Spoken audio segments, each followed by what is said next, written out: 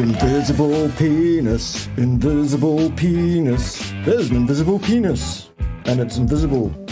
Right, no singing. That's enough of that. More than enough of that. Could we please confirm at the very outset here that, in fact, the audio is being broadcast by the fine folks at YouTube on this occasion so that they actually... Hello, everybody. Hello. Let us know in the chat that the audio is being broadcast by the YouTube folks and that you can actually hear what it is we have to say, because that makes the whole show, the whole vibe of the thing, really a lot more accessible for everybody, doesn't it? Anyway, Rob, welcome to you. Is this your first ride on the crazy train for a live presentation? This is my first live venture. I'm ready to get weird. Let's do this. Awesome. Well, in case, for those that don't know, the rules are every time you come on the live stream for the first time, we do need to have a quick safety briefing. And it goes like this. Do keep your arms and legs inside the vehicle throughout the ride. Do not stick your head out of the window. Otherwise, pretty much everything goes, except talking about anything viral that might or might not be an issue in society at the moment, and obviously assuming that there are two genders and making sure that, you know, all of those kind of things are off the board apparently, because free speech is a thing of the past. Otherwise, yes, pretty much, you know, ask your questions. We'll give you the answers as best as we can possibly muster. It's an absolute pleasure. It's an absolute privilege to have Rob with us today to share his vast and burgeoning knowledge regarding bodybuilding, doing it on a carnivore diet, training methodologies, ideas of that sort. So pretty much, yeah, do ask your questions in the usual format. You know the rules. Write the word question, preferably in capital letters, put a colon after that, then write your question and suffix all of it with a question mark. It makes it much easier for His Majesty Ted to find the right questions and twiddle the right knobs and push the right buttons so that we get all the right questions up on the screen and so that we can deal with those in a relatively sensible fashion. So, Rob, while I'm just going through the who's in the house and doing some acknowledgements and stuff at the bottom of the screen, perhaps you could tell us what's been going on, what's been happening, what's going to be happening coming up, what's planned, where people find you. So hit all of that stuff right up front, and then we'll deal with some questions. Go for it. Well, since the last time we spoke, it's been, I've been taking my own crazy train ride. It's just been coaching.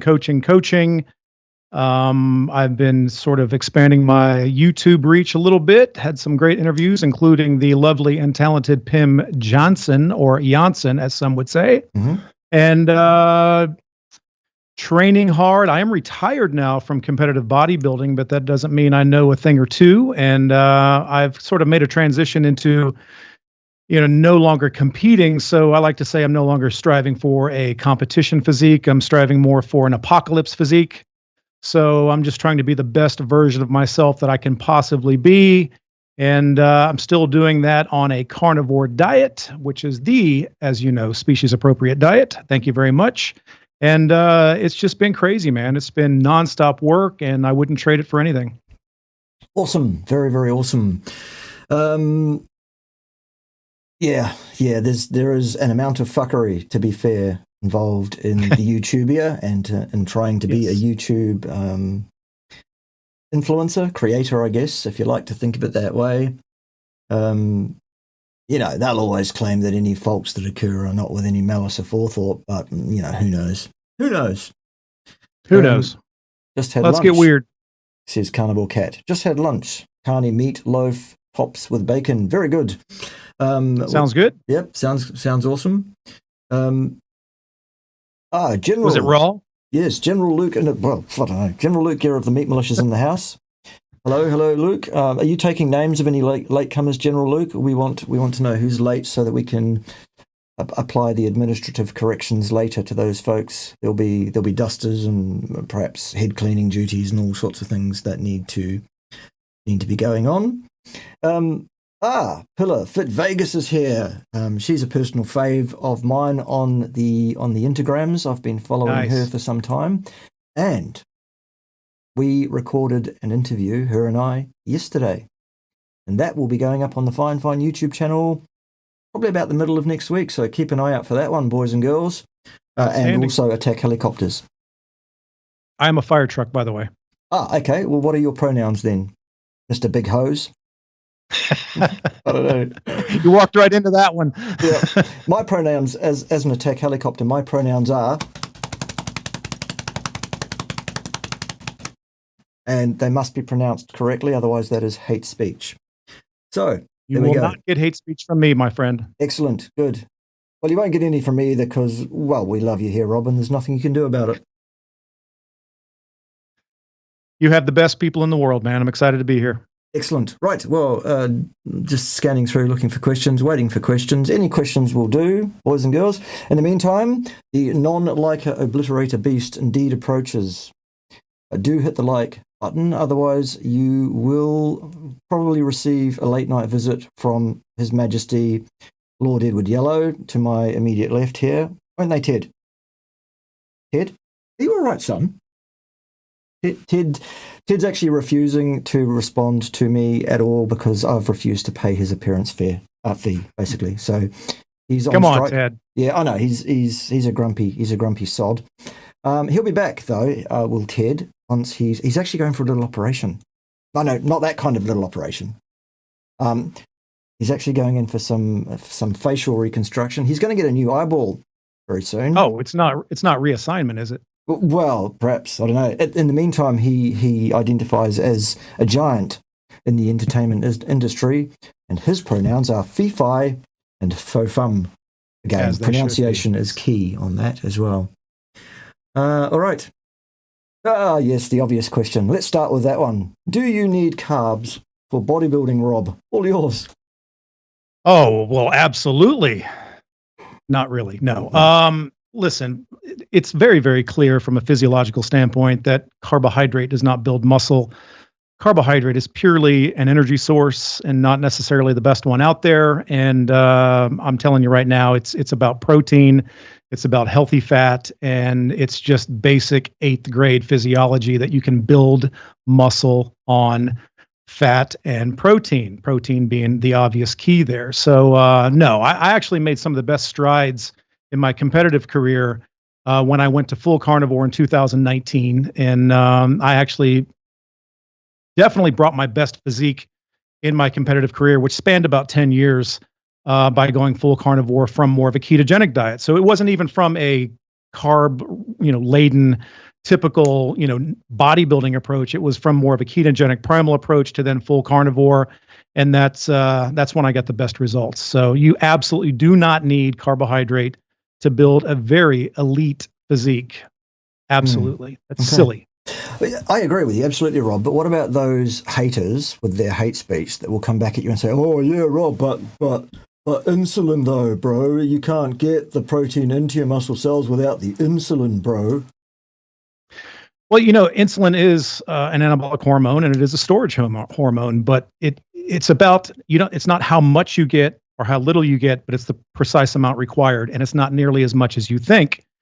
And that be the same conversation with carbohydrates. I do use occasional carbohydrate interventions with myself when I was competing, as well as some clients, not all, depends on the individual, but just a small bump in insulin, maybe once a day, is all you need for the anabolic effect to occur and for you to maximize tissue growth to the nth degree. So you do not need this massive outflux or outpouring of insulin throughout the day to create the anabolism effect to occur by any stretch. Awesome. Very, very good. Thank you for that. Question number the next. Can muscle loss caused by atrophy be regained? Oh, absolutely.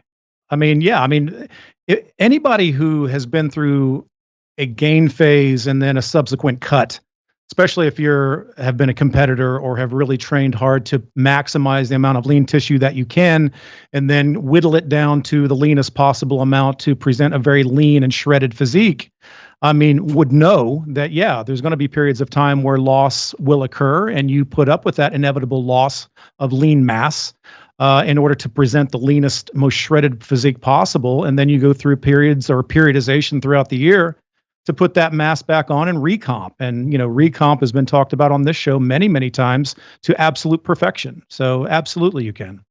Yep. Awesome. Very, very good. That's why we have Rob here, by the way. It saves me the effort of answering the questions because I absolutely have such respect and explicit and implicit trust for what Rob has to say on these topics. He and I have spoken before, and he's absolutely a scholar and a gentleman, as well as an absolute beast in his prime, weren't you? Not that you've lost much, frankly, since retirement. But, not too much. I'm hanging on to a little bit. Excellent. Just before we deal with Lance's next question, by the way, do follow the advice there of General Luke Gere of the Meat Militia earlier. Do hit the like button, because if you don't, the late night visit from Ted may well occur, the one I was getting to before. And, of course, what will happen is he will bring the wetsuit with the bottom cut out, and he will have with him a bucket of soapy frogs. Why do we even have to talk about this like button bullshit anymore? Well, I really don't know why we have to keep reminding people to do this, frankly. You've made it very clear. Yeah. Yeah. Well, hit the damn like button. Hit the goddamn like button. Quite right, Yeah. Rob. Or else get the fuck This off is a my bunch live of stream. bullshit. Yes. That's it. Let's get weird, man. Come on, let's do this. Yes, for God's sake. It's not hard. It doesn't cost you anything even. It doesn't even take much effort. You just move the mouse arrow over the goddamn like button and click the goddamn thing. Not difficult. Hit it. Right. Hit it. You've been told. Excellent. All right. So Lance wants to know, why do I feel weak 2 weeks into my carnivore diet? Does my body need more time to adapt? And what's the mechanism?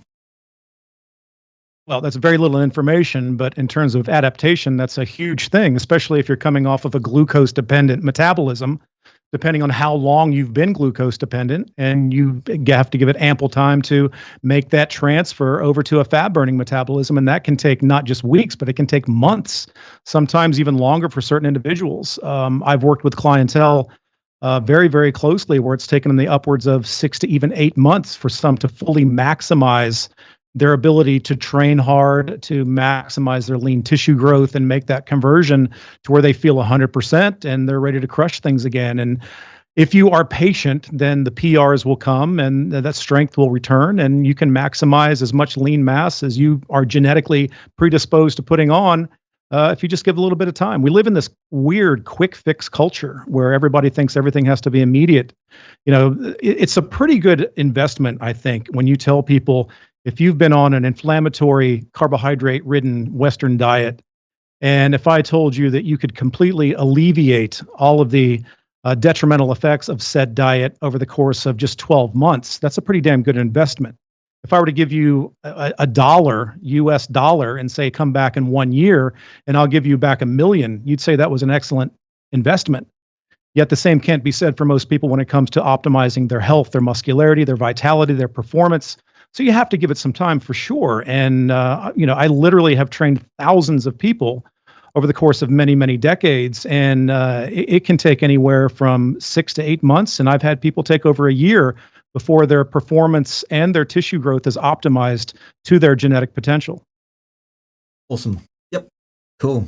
Here's an interesting one from Vicky, the kosher carnivore. Good to see you, Vicky, by the way. Good to see you in the house.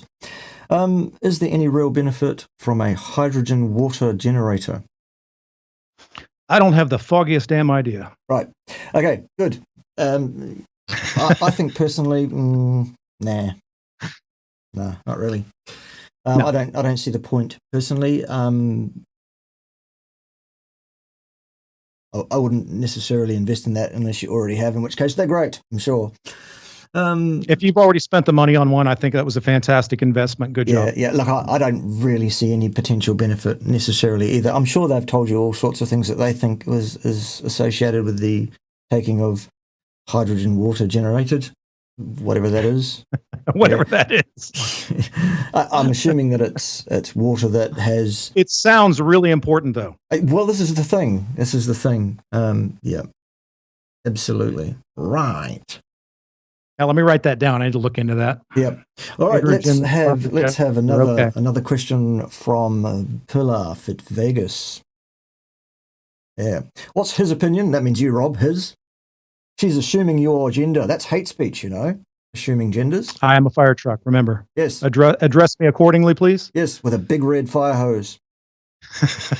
and stuff. All right, what's his opinion on cardio? I mean, what is your pronoun as a fire truck? Okay, I'm Fuck it, going let's to answer skip the right over question. that one and go right to the cardio question. Yes. You know what? I'm not going to be one of these people that beats this drum that, oh, you should never do cardio in order to achieve getting lean.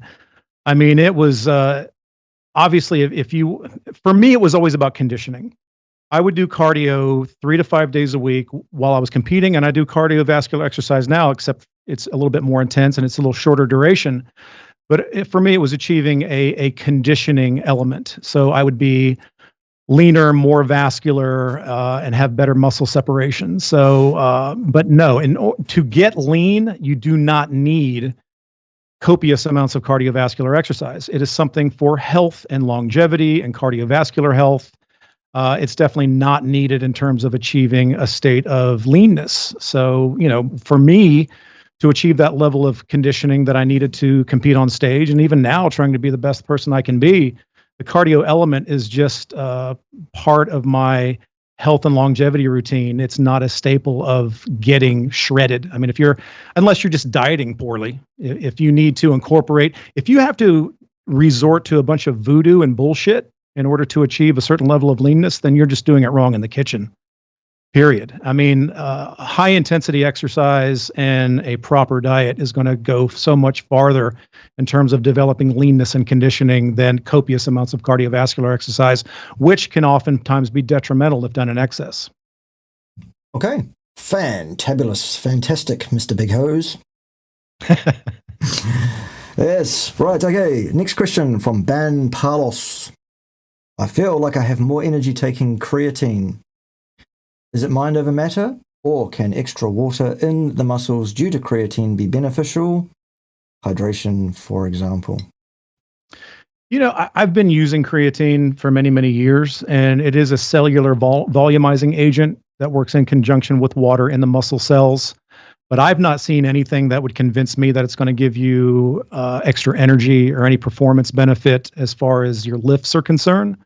But I do think it has its place and it can be beneficial. But like with any supplement, it's going to be a scant amount. I mean, you're only talking a minor percentage point in one direction or the other in terms of its building lean mass. It's probably the most tested supplement on earth, and it does have some validity, but I wouldn't put a ton of faith into it if the goal is to maximize your physique. Right.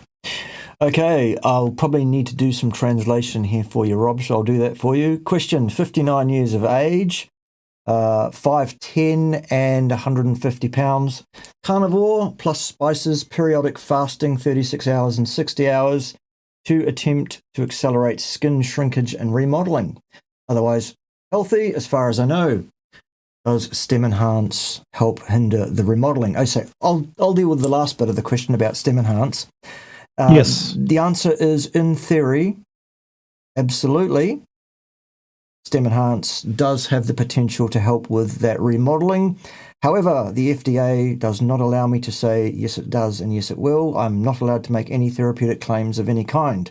That said, I would warmly suggest a trial of at least 6 months duration on the largest possible intake of the product that you can personally muster the financial resources for. Yes. Up to and including 16 capsules a day, but more than that's a bit pointless because there is a tailing off of the gains thereafter. So that's the Stem Enhance bit. In terms of the first bit, what's your feelings, Rob, on the fasting idea? Will that help with, I presume it's extra skin that we're dealing with? Yeah, that's what it is. All that kind of stuff. You know what? It's a very popular thing that is kind of floating around the carnivore sphere and keto sphere, but I've not seen any evidence to make me just beat that bandwagon and get super excited about it. In fact, when I was competing, I found that my optimization of muscle mass, which was the goal at that time, that far exceeded any other goals, clearly.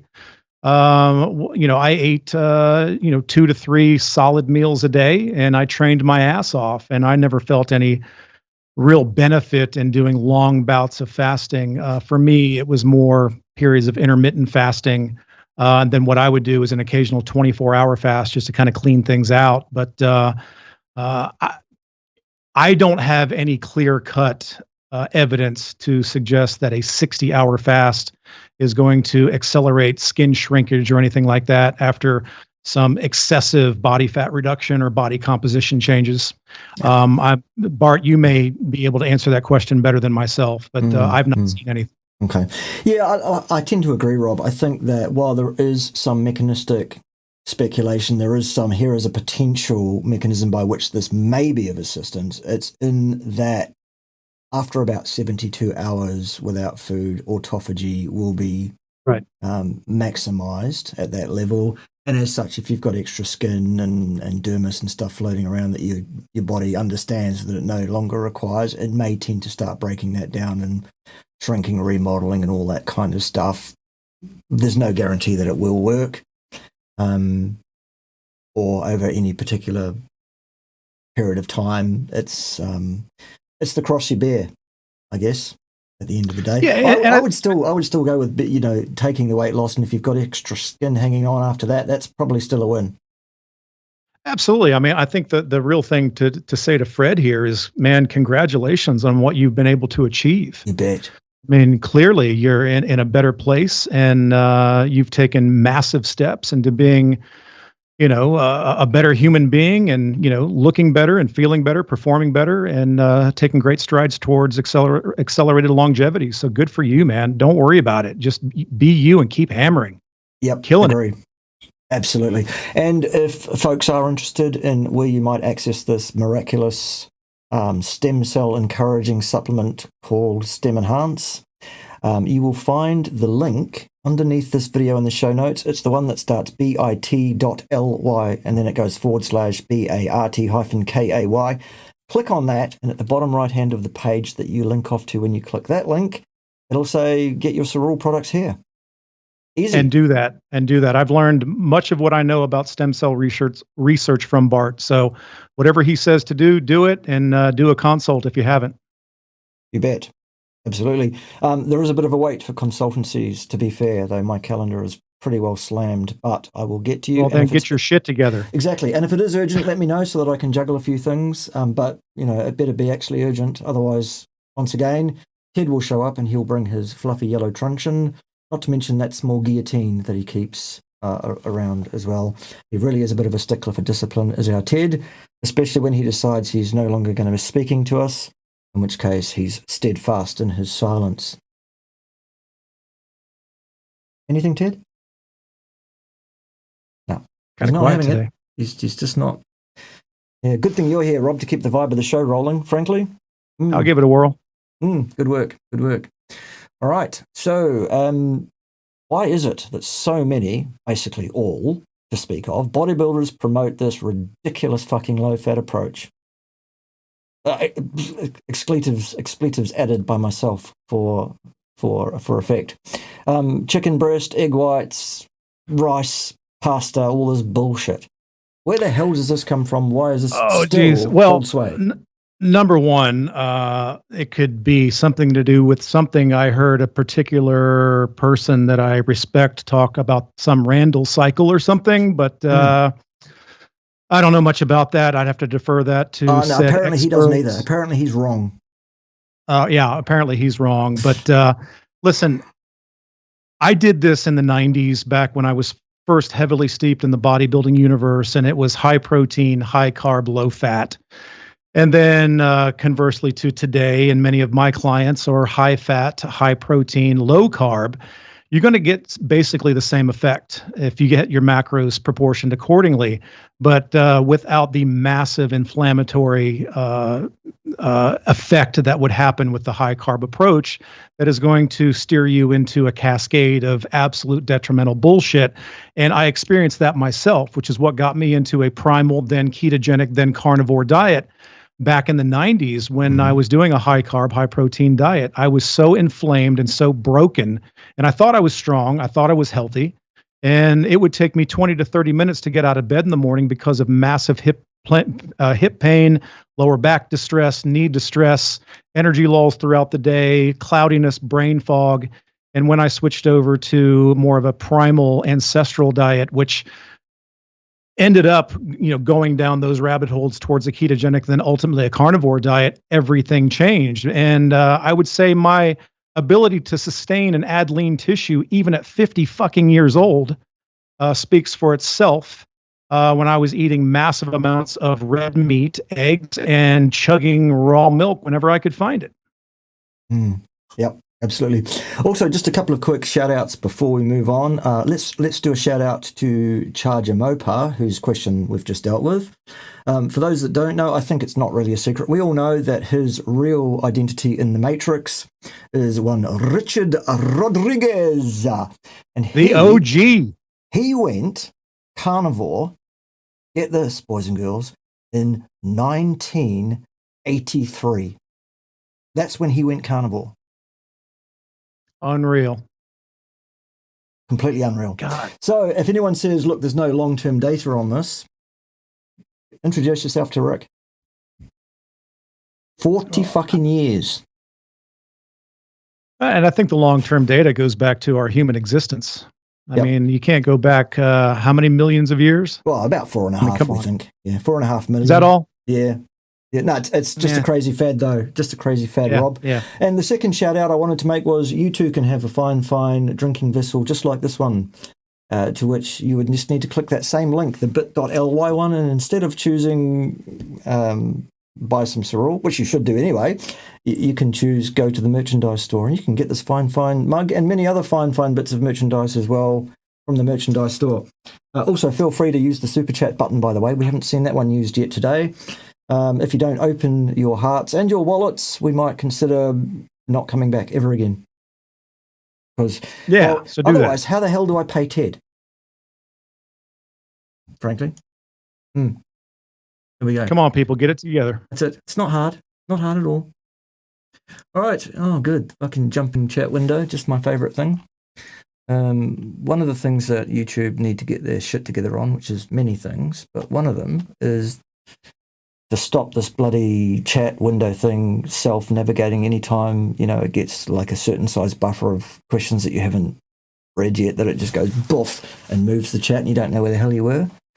It drives us up the wall, those of us that have to deal with this kind of stuff. Yes. Okay, so let me find where I was at.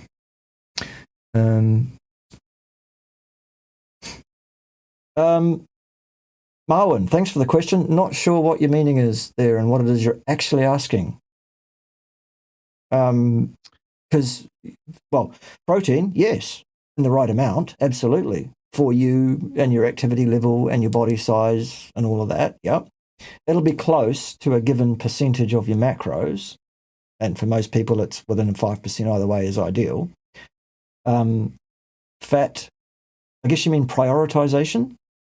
Well, it's not really a priority issue because you need both fat and protein, don't you? So you would have the correct amount of protein and then fill yourself up to satiety with fat.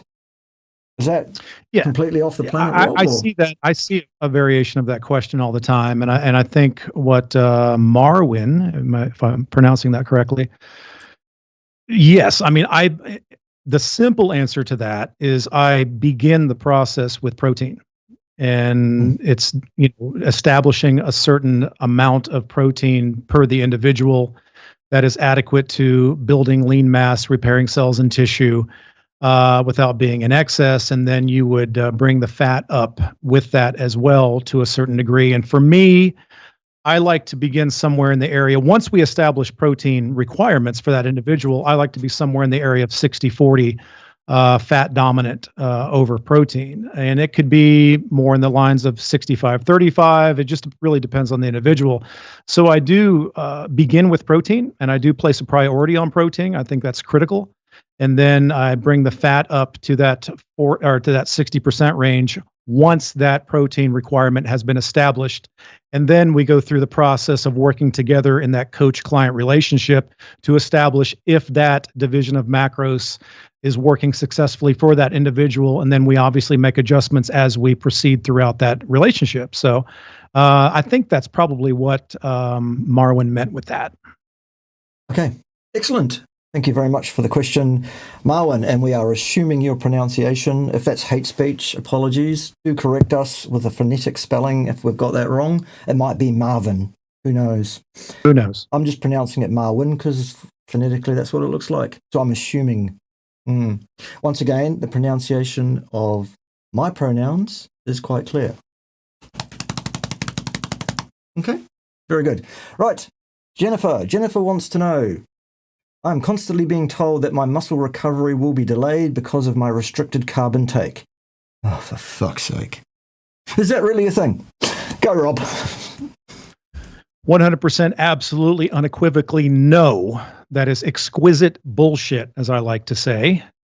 Your muscle recovery will be maximized by adequate protein intake, and your energy requirements for performance will be met by your adequate level of fat. Those two working in tandem will represent your overall level of success in every possible way.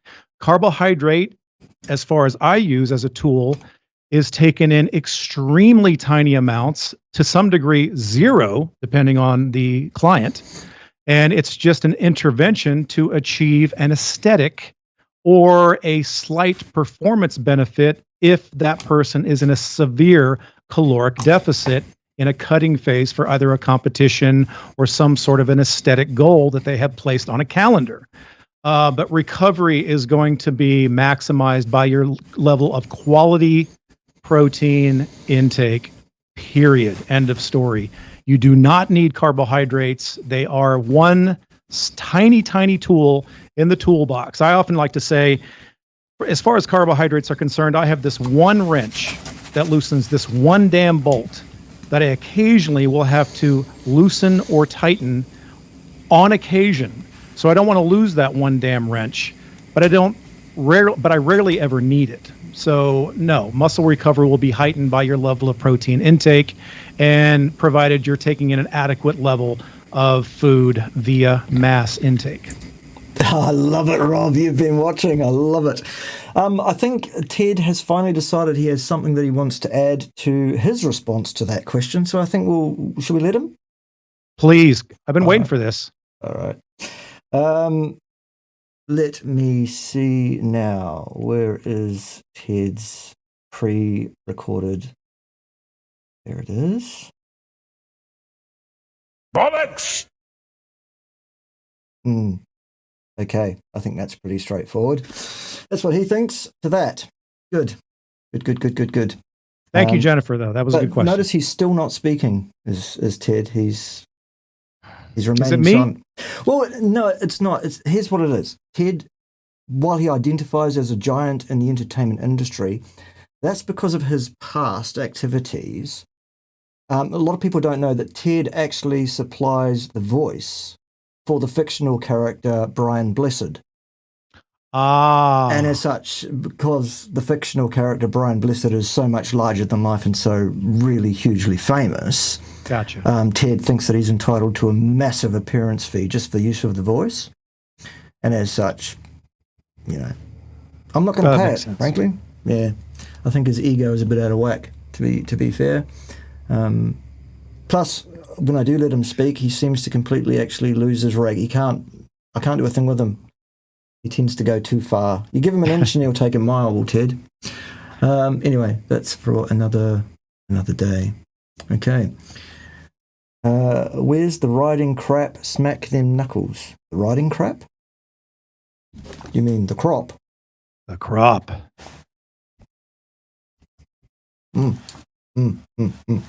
Right, yes, listen that. There we go. That's for later, though. That's for after class, Rob. For those who are latecomers. Ted likes to get involved with the crop a bit, to be fair. Nice. Yes, we did mean crop. Very good. Thank you, Carnivore Cat. Like it. Right, what's the next question that's sensible? Here it is. What's the historical origin of the claims that carbs are necessary for bodybuilding? Oh, God. And are there any notable figures who have promoted this narrative? Yes, just about all of them. Yeah, about 100%. Yeah. Is it correct, though? No, I think we've already covered that. I mean, if there's anything extra you wanted to add, Rob, please feel free. But I think we've covered that. I mean, we've definitely covered that. I mean, you have to qualify bodybuilding. I mean, obviously, if you're looking at these sauce to the gills professional bodybuilders that you see at the highest levels, then perhaps the intervention of carbohydrate is going to be slightly more necessary for them to achieve their freakish physiques that they're using to stand on stage next to other freaks who are sauce to the gills. But the real world of people who are trying to achieve their greatest genetic potential and maximize their tissue growth the right ways, then a carnivore diet or a species appropriate diet, as the eloquent Bart K would like to say, would be all that you need in order to achieve that. So do not deviate from that course of action in any way. Continue on. Yes. I think Ted, I think he also has things to say on that particular issue as well. He'd like to respond to that question as well. And I think his response is not really directed at Lance directly. It's more to anybody who continues to ask that same question, because I think we've covered it. I think the answer is clear on carbohydrates and their lack of requirement in the human diet. But Ted, please behave, but do tell us what you think. What, are you retarded? I knew I shouldn't have given him the opportunity. I can't do a single thing with the boy. I really can't. I told my wife, I said, as long as I get a couple of yellow Teds, then all of this will be worth it. I'm really excited that I've gotten 2. I feel very honored. Yep. All right. Question. Using mass balance theory, fact, not theory. Once you figure protein target in grams at 1.75 per kg of lean mass or ideal mass, yes. How do you figure out the fat grams target? You don't need to. What you do is you start eating when you feel hungry. Eat your protein first. Then start on the fat that's on your plate. And when you get that message and your brain goes, that's probably enough, listen. Pay attention. It's easy. Yeah, and I will add to that, to be fair, working with people directly in the trenches, everything that was mentioned in this question is spot on.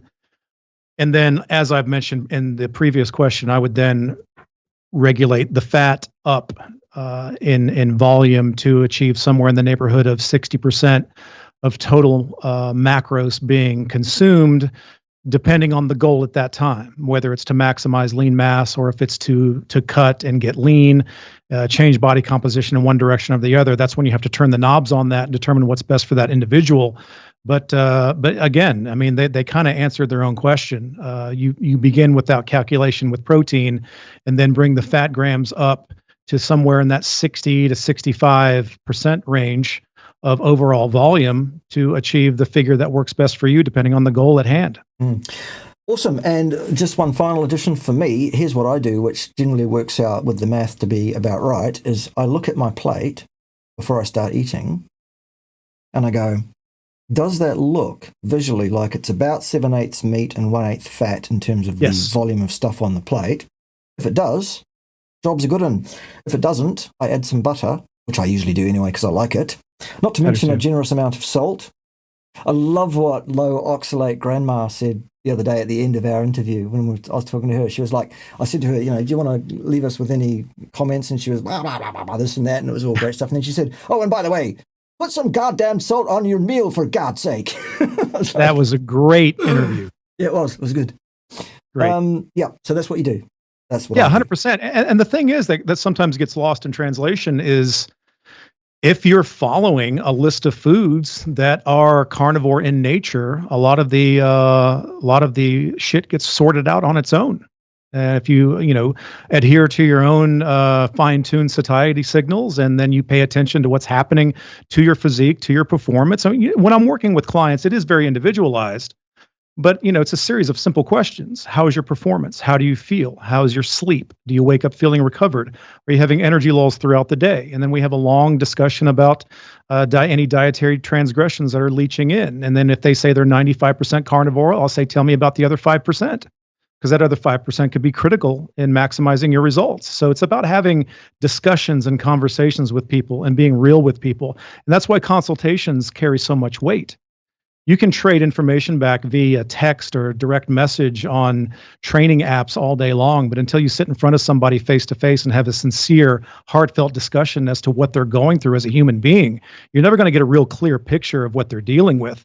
And so many times we can lay the groundwork and develop a blueprint on what they need to do to achieve their maximum genetic best just on a simple conversation and sorting out some simple things. This is not rocket science in many ways. And oftentimes it's just more adherence and it's follow through to the course at hand and not being tempted by the massive amount of temptations of hyperpalatable foods that are on the landscape that we're inundated with everywhere we look, constantly all day long. I mean, shit, you go to the hardware store to buy a fucking screwdriver and you got candy bars at the checkout aisle. It's difficult in terms of adherence, but in terms of coming to the conclusion of what I need to optimize my body composition, oftentimes it's just having a nice conversation with a qualified coach who knows their shit, and then being, working with them diligently to make sure that you stay on the path and you stay, completely motivated throughout. I mean, it's not hard, but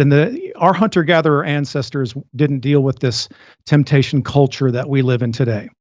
Yeah. So it's a whole different element. And the conversation I had with Pim was spectacular when we talked about, the psychological aspects of food addiction. I mean, there's so much more that goes into that. And then I spoke with Scott and Annabelle today about the project that they have going on that you're helping with. And I think it's an important thing.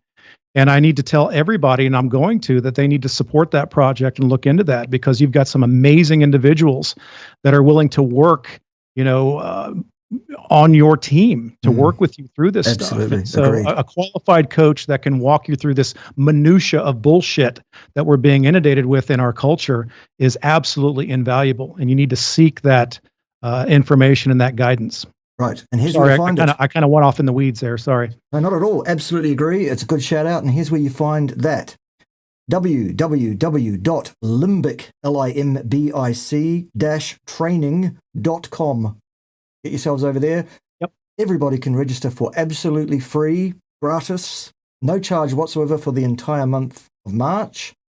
Get it done. And then when you've been through that month of limbic training and you've worked out that it's for you, which you will, then come back here to this fine establishment, this here channel, and I will give you a code whereby you can then join as a full fee paying member with 10% discount. And I can tell you right now, I've seen the pricing that they are proposing for this limbic training. And it's crazy. Frankly, it's crazy. It's so cheap that it's ridiculous. So we fully endorse that. And while we're endorsing things, let's also endorse the lovely, lovely ladies at Carnivore Revolution. Yes. Carnivore Revolution. Ted was so chuffed when he received his very own personalized apron from the ladies there at Carnivore Revolution. I can't get him out of it. He sleeps in it, by the way. Outstanding. He won't take I it didn't off. need that visual.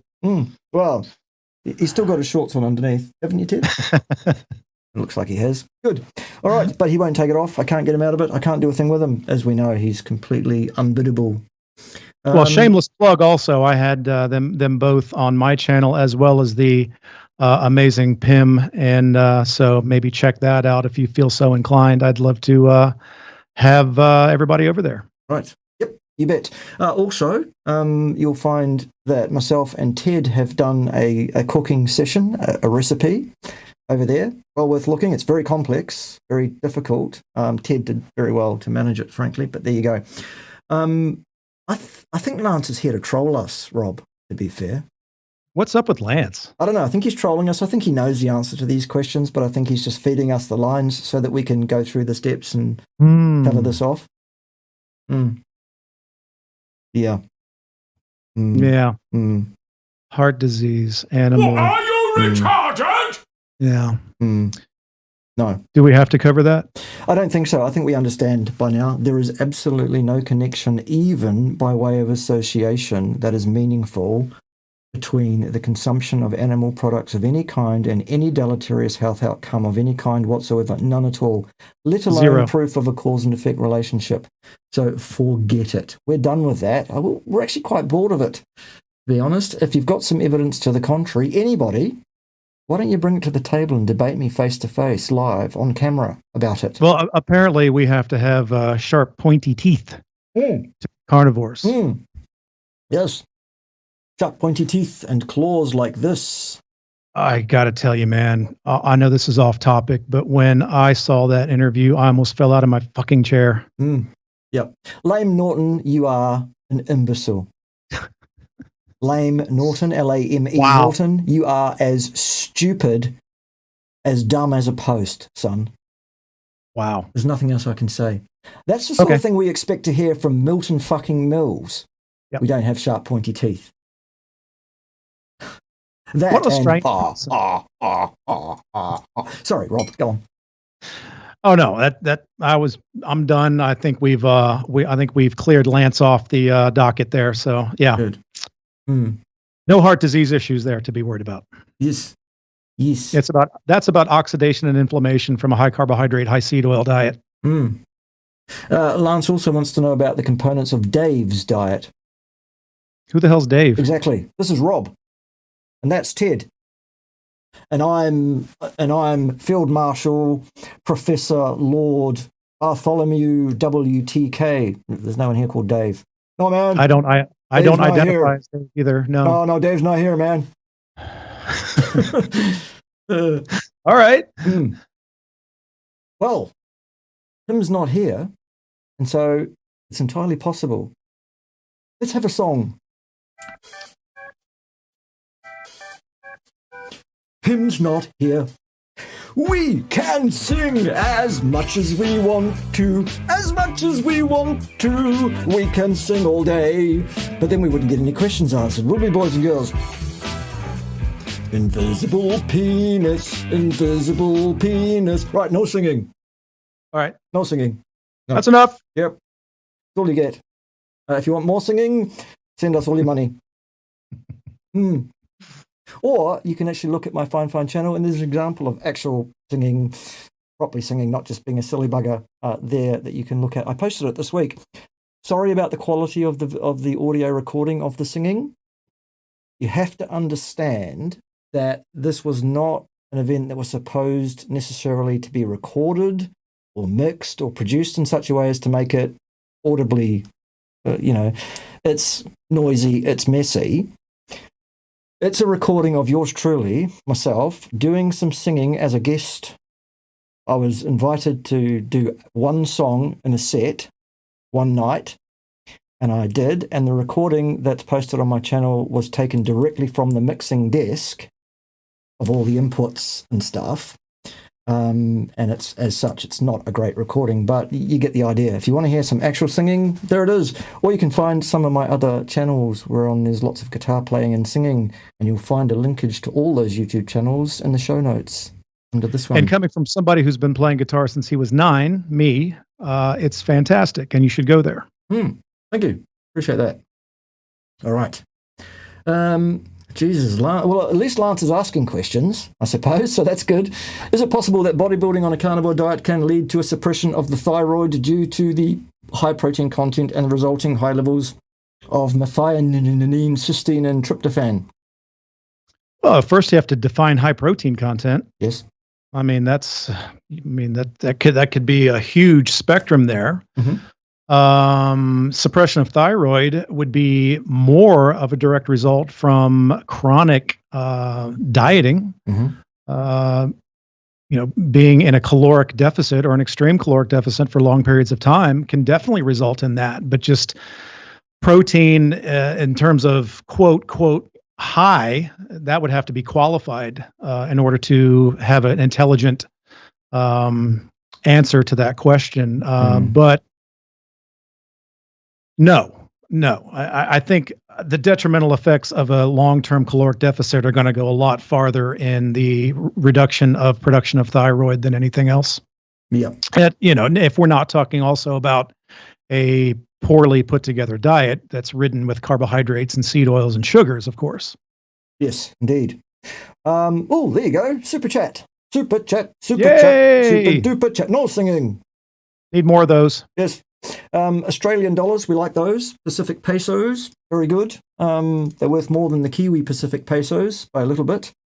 No commentary, but there is a nice little blue hair saying thank you and giving us the nod clap thing. So that's thank you, Andrew. You're the man. it. Yeah, you are indeed the man. We are assuming your gender. You might be an attack helicopter or a fire truck. Maybe you're a pine tree or a Lego train. Who knows? Yes. Invisible penis. No singing. You know, I'm not going to be able to get that out of my head tonight. An invisible penis.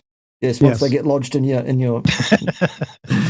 dear. Yes, I'm going to jump around all over the place on the chat now. We're not going to deal with this in chronological order because it's fucking impossible. YouTube makes it fucking impossible to do because they keep jumping the fucking thing around all over the place and auto-navigating and stuff. So bear with me. If your question doesn't get answered today, apologies. We can't deal with everybody.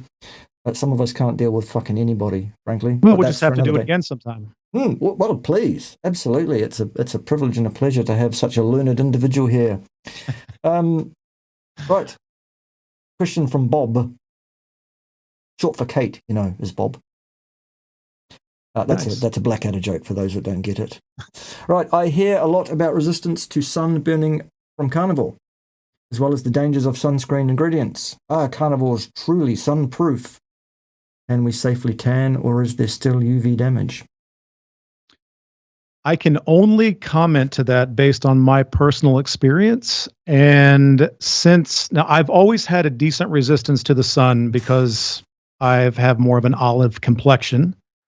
But I can 100% tell you that when I went carnivore, which was basically nearly 100% in 2019, I then was able to lay in the direct July sun for hours at a time without getting burned. And I can recall one time on a camping trip in North Carolina in August where I did get a little bit of a burn, and it was completely turned to tan by the next morning with no issues whatsoever. And I have not put a drop of sunscreen on my well-toned physique for well over 2 decades.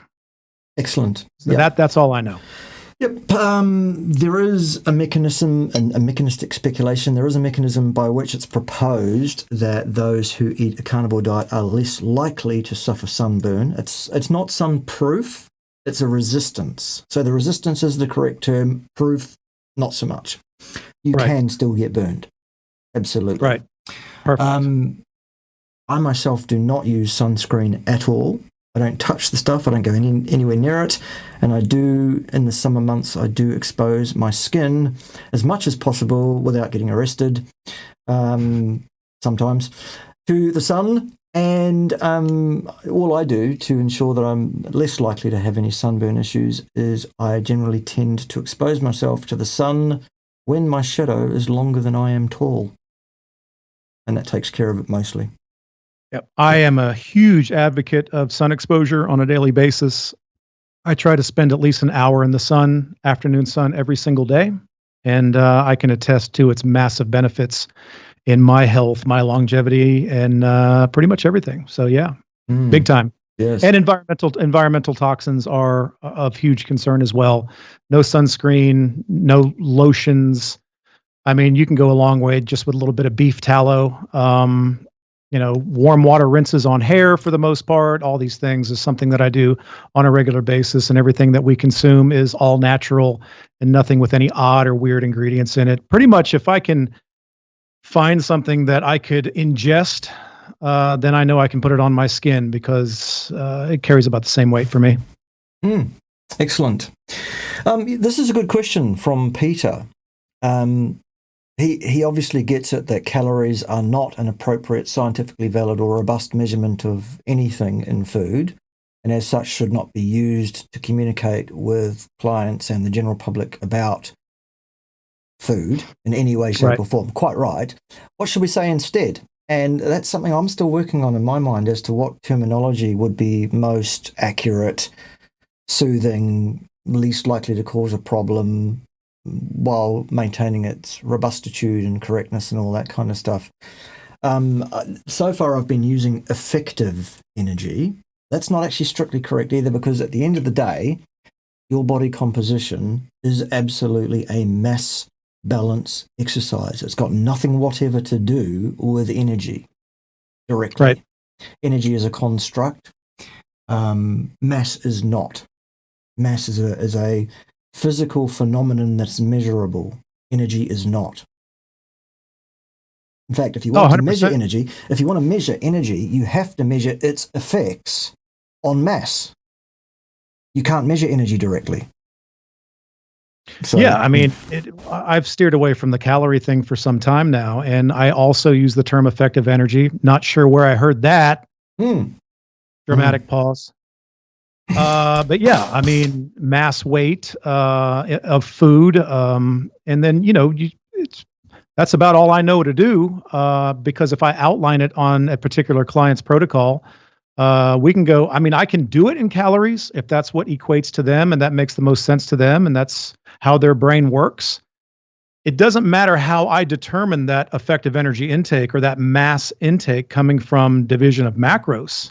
As long as they understand what that figure is and how to use that for their own personal gain, then that's all that really matters at the end of the day. I'm not going to get too caught up in terminology or semantics. I just want to know how I can give the information to the client that's going to resonate with them and make it understandable to them. At the end of the day, it's just about success and results. So I rarely use that term calorie, but in some cases I need to use the term with my clientele, unfortunately, to make them understand the concept of what I'm trying to put across to them. And as long as my figures are correct in terms of what that individual needs based on that individual goal, to me, it doesn't really matter how I give that message to them or what they're most comfortable and how they track that intake. As long as they're getting the desired outcome, then that's all I really care about. It goes back to my favorite phrase, hey, if it's working for you, then keep doing it. And I'm going to try to be there. I'm going to try to be the man behind the curtain, pushing the buttons, pulling the levers to make sure that you're getting the most out of this program to achieve your genetic best, a term I also use nearly 37 times a day. It says he's the man pulling the levers behind the scenes, twiddling the knobs. Well, I'm in charge here, bitch. Professor Bart, well played. Rob, how are you for time? I want to be respectful of that. I've got as much time as you can possibly throw at me. Excellent. I have spent an entire week looking forward to this because I know that apart from my followers, your followers and subscribers are among the best on earth. And if I can spend even additional minutes with them and interacting with them, then it's time well spent. Yeah. Plus, if I go home, my wife will just make me do something. Ah, good. Well, the other thing, of course, is I agree with you. Absolutely. My supporters are the best in the world, except with respect to hitting the goddamned like button. Wait, are we still having a problem with that horse shit? Oh, look, constantly. Absolutely constantly. For the love of Mike. I know. Jesus. I know. It's incredible. Anyway, moving on. Come on, people. Hit the fucking like button. There you go. You've been told. Otherwise, not only Ted will be there late night visits, but Rob as well. And he's already said he doesn't want to go home. So no. he will help Ted administer the punishments. I'll stay here as long as I have to get those likes up. Excellent. In that case, we have 30 minutes remaining before I have to go and do the next thing. So let's do that. Yeah, man. And so we'll carry on. If you want to get your questions in, get them in now. 30 minutes remain. Do super chat to make sure your question floats to the top. And we'll answer this one next from Zika. And the question is, I have been doing 20 minutes of HIIT plus 20 minutes of yoga 6 days a week, and I feel like I might not be giving myself enough time to recover. Is 6 days a week of training too much, and should I add more recovery days? Recovery is when the magic happens. Sleep is when the bullet fires. Recovery is just as important element of your success as the training itself. It is when everything comes together. And I think 6 days of training is too much for nearly every human being with a pulse. When I train hard in the gym, it's never more than a 4-day split. I may occasionally sprinkle in some high intensity movements 1 day a week if I'm feeling recovered and I feel like my body is adequate to handle that level of stress. And then I put massive emphasis on the recovery element. If there's one thing that I can't beat into anybody's heads more, there's two things that I beat into everybody's head: consistency and the recovery mechanism. So many people in our culture think more is better, more is better. Well, more is better technically is a built-in guarantee, which that is horseshit. If more is better, then, if 2 hours of training is good, then 4 hours would be better, or 6 or 8, or you just spend the entire day at the freaking gym, right? Yeah. More is better is a built-in guarantee, and it's a fallacy. It's about putting in the most amount of intensity that you can in the shortest amount required to achieve an adaptive response. So not only do you need to compensate from the activity that you engaged in, high intensity, but then you need to overcompensate and send a defense mechanism signal to your body that it needs to build additional lean tissue in order to combat whatever activity you're throwing at it. It's going to say, I don't know what the hell Zika just did, but he obviously, to handle this level of stress, we need to recover adequately, overcompensate from the stress that he applied to his physique in the event that he's ever going to do this again, which he will.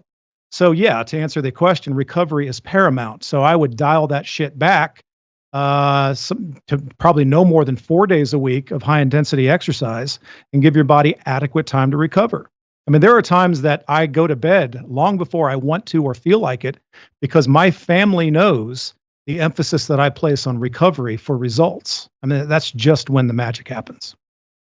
Absolutely spot on. Perfect. I love you, young man. What are you going to do about it? Well, no, I love you more. There's nothing you can do about it. And I'm willing to fight. Fight me then. Even though Greg Doucette shouldn't do that. No, he shouldn't. But that's another day. It is. Declan, you can stay behind after class and clean the dusters, and also you'll be picking the chewing gum off the bottom of the desks. I've never even been this damn late. No, God's sake. Jesus Christ, Declan. What is happening in my militia, Rob? Where is the fucking discipline? Also, I noticed many of you maggots are out of uniform. You need an enforcer.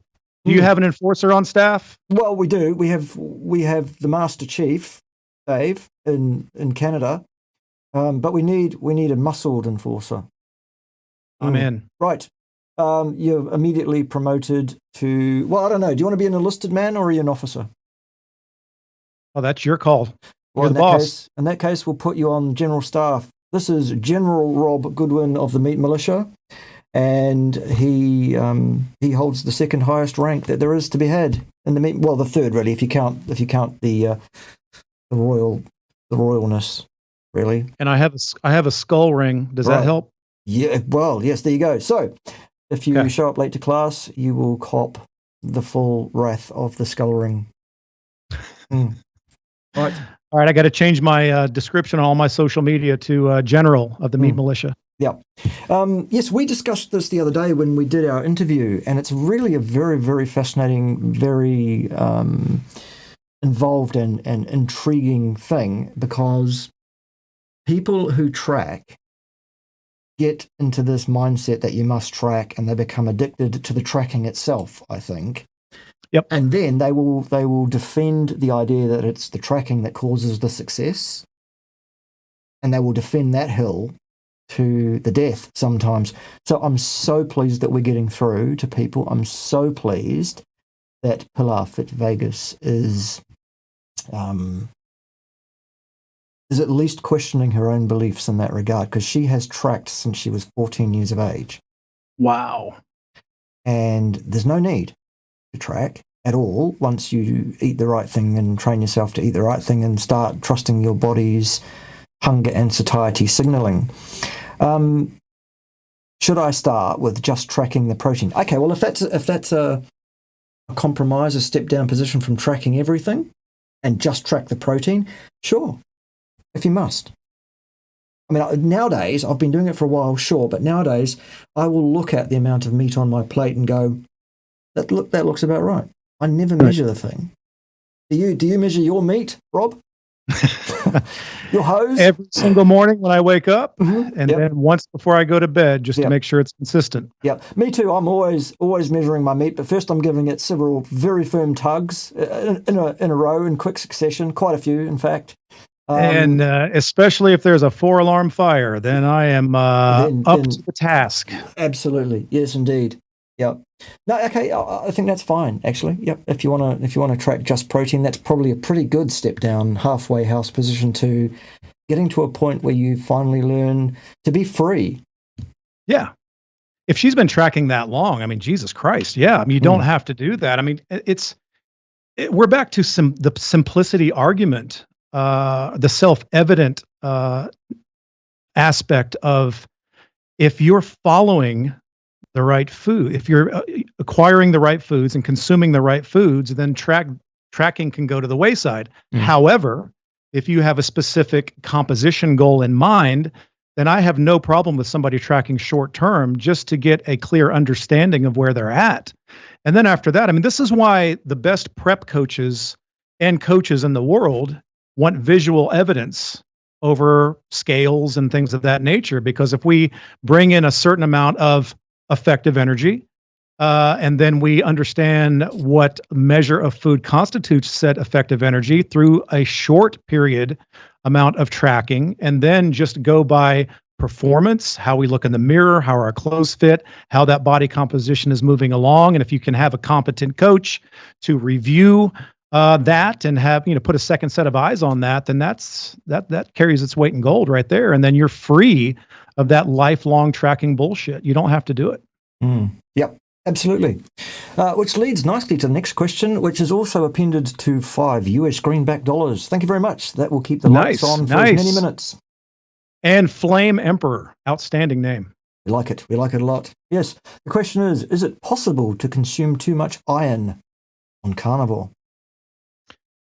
I can only tell you, and I'll defer to your expertise, Bart, I have not seen it. And I have not witnessed it in myself, and I have not witnessed it in nearly a decade of working directly with clients on a heavy emphasis on a meat-based diet. I've not seen it. And you would know more than me on this particular topic. So please, if I'm missing something, please carry on. No, look, absolutely agree. Absolutely agree. And the idea is that, or the assumption is that a lot of stored iron in your body, in the heme iron form, could potentially be problematic in any way, which is fucking ridiculous. Ridiculous. Of course it isn't. There's a particular PhD that you've talked about on your show recently that keeps bringing up that heme iron bullshit. The name escapes me. Yeah, incredible. Look, the only issue that can happen with iron is almost certainly entirely genetic, actually, and not to do with the diet per se. And that is that some people have a propensity to absorb more iron into their blood and keep that in the transferritin form than would be ideal. In that case, what can happen is that the transferritin can interfere with the sex-binding globulin in such a way as to reduce your total free T. To which the answer is very straightforward. Give blood twice a month until you're back in range, and then leave it 6 months and have another look. Genetic 100%. and rare. Genetic and rare. But in terms of for the vast majority of us, not a problem. Get it down. I have one client who's 76 years old who has to give blood once a month in order to alleviate this issue. And it is the only client that I've worked with in nearly 3 decades that has had to do that, to my knowledge. Good. As you wish, Mark. Yes. Pim's not here. We can sing as much as we want to, as much as we want to. Much more singing on the show because Pim's not here to say no singing. Love it. All right. Thank you, Mark. Yep. Appreciate it. Is insulin resistance the same thing as diabetes? And or, by extension, I'm adding editorializing, is the cause of diabetes insulin resistance? Shelley thinks yes. Some nutritionists told my daughter that it's not the same. Insulin resistance is a construct. I love you. You'd have Where'd you hear that from? I don't recall. Yeah. Some raving lunatic on the interwebs. Yeah, he's probably wrong. Yeah, he's probably wrong. I mean, clearly, this is a question for Professor Bart K. So please take this one. This is in your wheelhouse, and I would be a rambling idiot if I tried to take this ahead of you, sir. Indeed. Okay, right. The construct which is referred to as insulin resistance is exactly that. It is a construct. There is no company anywhere in the world producing a meter for insulin resistance that a physician can pick up and apply to a human body and measure your insulin resistance. There is no such meter. There is no such thing. It's an idea. It's a construct. What can be measured is your blood glucose responses to the input of blood glucose and your body's responses by way of output and then removal of insulin in your bloodstream by taking some blood and measuring how much glucose and insulin is in there. It's actually those things from which the so-called insulin resistance is calculated, this construct. But insulin resistance is indeed exactly that, a construct. It does not exist. What's happening when somebody's blood glucose is pooling? That is occurring because the Randall cycle is activated in such a way as to cause the blood glucose to remain high. Basically, Perfect. That's it. The way to alleviate the situation is to disengage the Randall cycle. Frankly, diabetes, whether we're talking type 1, 2, 2A, 3, whatever you like, up to type X diabetes nowadays, diabetes is elevated blood glucose. Yep. Nothing else. That's how it is diagnosed. That is what the pathology is, too much glucose in your blood. And the thing that needs dealing with is too much glucose in your blood. So how do we alleviate that? Stop pouring carbohydrates down your stupid fucking neck. That's it. So no, they're not the same thing. Diabetes is elevated blood glucose. The underpinning cause of it is the Randall cycle, which exists precisely exactly in order to protect the delicate and important cells of your body from the damage they would otherwise suffer were glucose allowed to enter the cells according to its concentration gradient from the blood to the cells. There has to be a protective mechanism to stop that from occurring. There is. It's called the Randall cycle, and it's evolved over 13,800 million fucking years. All right? And they don't want you to know it. Nope. They want to tell you insulin Because resistance the is the problem. diabetes is big business. Yep, that's it. And the thing that causes the insulin resistance, apparently, Rob, get this, is fat. Oh, yeah. Get the fuck out of here. Goodness me. It couldn't be that substance that's flying off every fucking shelf in every establishment on Earth Nothing in to see major here. abundance and making the pockets of billionaires even more substantial. Could it? Couldn't be anything with the American Heart Association in cahoots with the legal cartel of the pharmaceutical industry and big food and big agriculture. Couldn't be that, could it? Who knows? Right, tell us all about it. What's some good kit? Oh, wow. Jonathan's here. Yeah. It's about We love damn us some time. Jonathan up in here. What's up, Jonathan? My favorite brand of exercise equipment. I have to tell you, I'm an old school guy. If we're talking machines, I'm a hammer strength guy. Mm-hmm. And by proxy, an Arthur Jones disciple, inventor of the Nautilus machines, especially the 70s cam version of the Nautilus machines, which I think is the best equipment ever designed, and I wish it was still around. And in fact, if I could find a 1970s Nautilus pullover machine, I would give a kidney for it. So if anybody is in need of a kidney and would like to get rid of their 70s Nautilus pullover, please shoot me a DM. Excellent. All right. Very, very good. I get wicked painful ab cramps at the end of my strength workout. I just started working out, fasted, and drink salt water before. Thoughts on how to fix? If you've just started working out, then it could just be an I just started adaptation. working out fasted. Sorry, I probably... Oh, I understand. Yeah. I understand. Then it's probably an electrolyte imbalance. Yep. I agree. Yeah, 100%. Yep. Yeah, I would definitely address the electrolyte intake in conjunction with your level of fluid intake and play with that until that alleviates the issue. Yep. And it does say in the question, I just started drinking salt water beforehand. Fine. Timing of that beforehand is important. And also give your body a chance. That's not going to fix it immediately. Salt water isn't magic. Nope. Well, mine is. But, others, not so much. Yeah. I'm here all week. Oh, dear, oh, dear, oh, dear, oh, dear. I really am here all week. I never get out of the house. I'm not allowed. I have to stay here and earn the money so that I'm stuck in this black room all day long. So it's lovely. I like it. It's it's homely. It's warm. It's inviting. The soft lighting, I was trying to create a particular ambiance for sure. Yeah. Have you got a bottle there on the table ready to go? Oh, I've got a bottle of Lagavulin Scotch. Ooh, now you're talking. And you will be happy to know that I had a ceremonious tiny amount right before we went live. That's my good luck charm. And it might be why this is going so well. Could be. Yeah.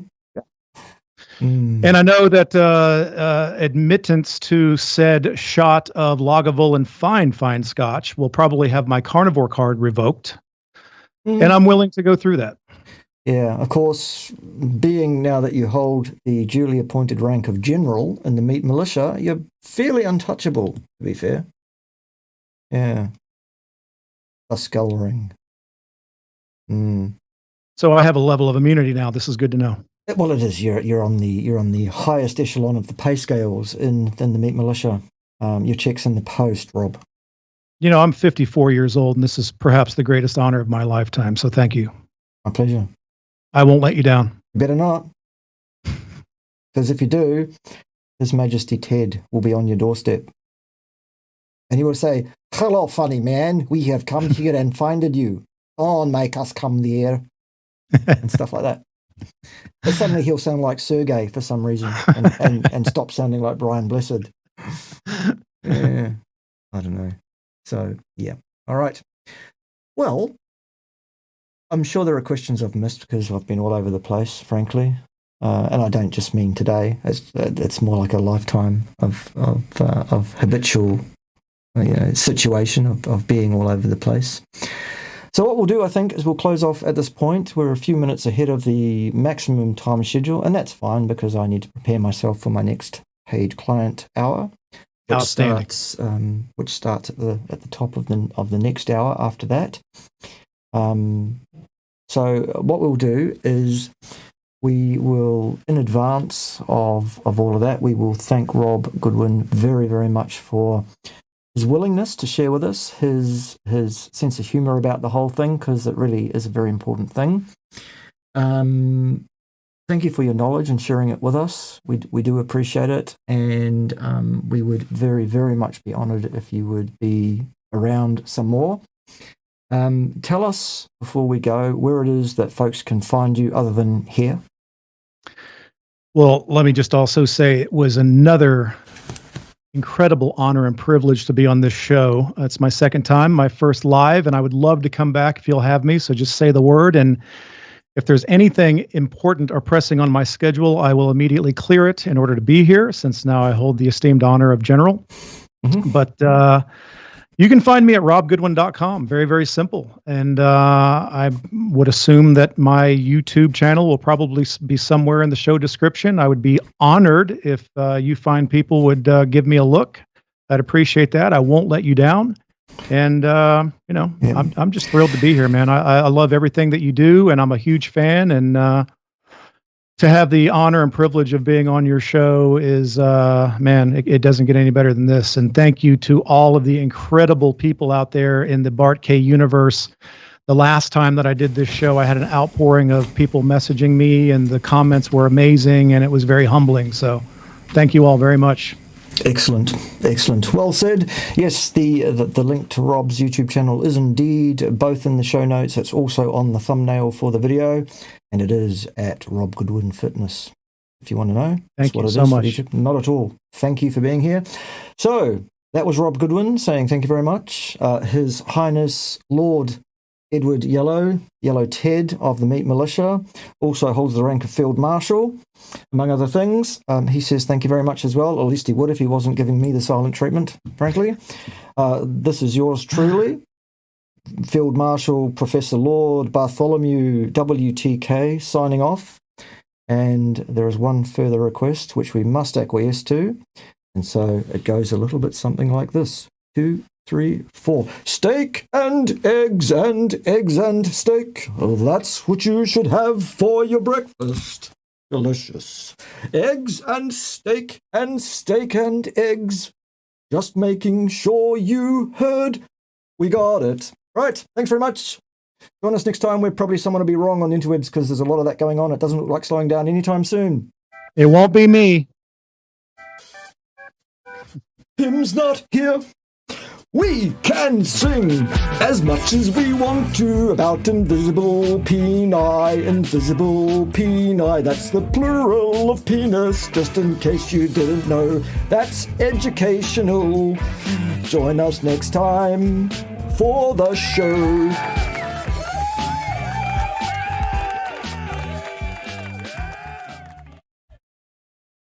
And that's a wrap. I'll just hit the no more button. Here we go. All right.